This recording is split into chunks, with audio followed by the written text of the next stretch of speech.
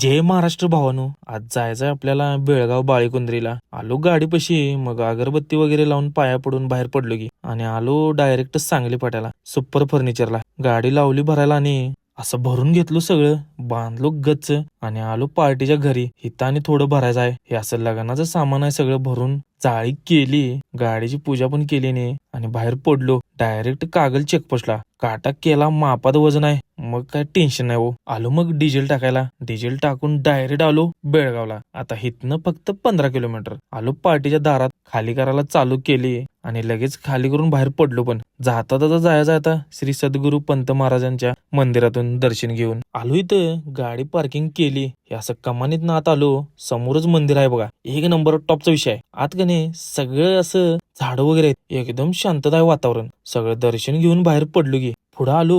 हे बघा कसं चमकाले, ऊन आहे का काय रे बाबा. ये डायरेक्ट आलो कोगनोळीत, नाश्ता करायला थांबलो, पाणीपुरी खाल्ली पद्धतशीर आणि आलो काट्याव. तर लागल्या होत्या रांगा नुसत्या इकडे आणि तिकडे. भावानं व्लॉग आवडला असेल तर लाईक फॉलो शेअर करा आणि जाता जाता फॉलो तेवढं करून जावा.